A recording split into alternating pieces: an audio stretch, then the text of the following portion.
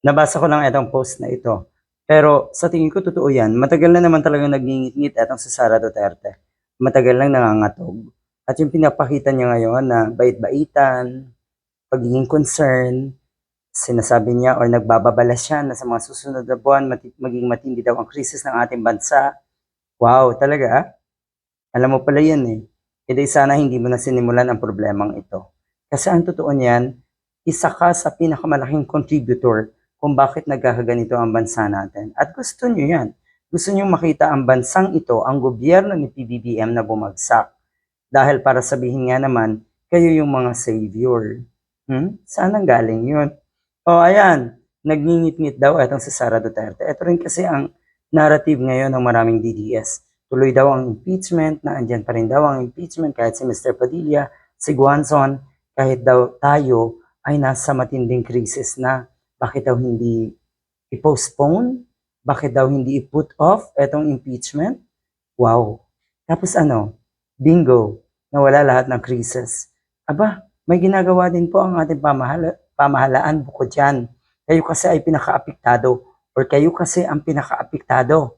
Kaya para sa inyo nagiging sensational etong impeachment proceedings na ito dahil apektado talaga kayo. Yung puon nyo ay sobrang aburido na rin. Kaya iniisip nyo, dito na lang umiikot ang ating mundo. Ang mundo ng ating bansa or ang ating bansa. Ang mundo ng mga kababayan natin.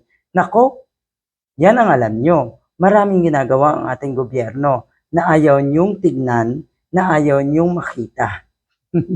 Ang nakikita nyo yung mga negatibo. Ang nakikita nyo yung mga imahinasyon nyo na sana ay lumubog ang ating gobyerno, lumubog ang ating bansa, magkaroon ng matinding krisis lalo para ano, para matuwa kayo. Diyan kasi, yaan ang kaisipan nyo, kademonyohan, kadiliman, kasakiman at kung ano. Nagingit-ngit daw sa galit dahil inuuna nga raw ng gobyerno ang impeachment kesa nga daw sa oil crisis. Talaga ba? O edi itigil po ang impeachment. Happy? Gago lang.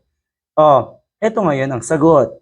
Kasi noong panahon ni Digong, inuna rin po netong si Digong ang pagpapasara sa ABS-CBN kesa tutukan ang COVID, pandemic at iba pang kalamidad noong panahong yun. Ang totoo niyan, inabuso nyo pa. Nag-take advantage kayo dito sa mga kalamidad at lalo na po noong COVID pandemic para kayo ay magkamal ng limpak-limpak mga demonyo. Totoo, mga demonyo. But hindi kayo nahihiya. On the same day that Congress was holding an impeachment hearing yesterday, PBBM signed the bill granting him emergency powers to suspend or reduce excise taxes on oil. O ayan, kumikilos, may mga libreng sakay para sa mga kababayan natin.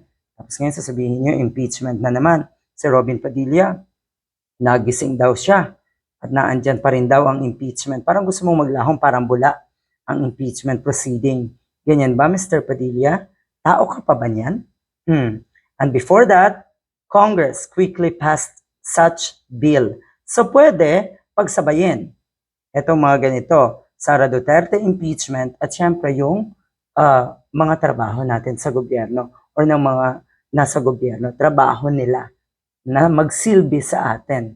O unlike Sara, unlike Duterte and Sara, Digong and Sara Duterte na puro pamumulitika pero wala namang results and accomplishment. Puro peke. Di ba? Yung mundo natin, yung ating lipunan, naging talamak ang fake news because of the Dutertes. Kakaiba.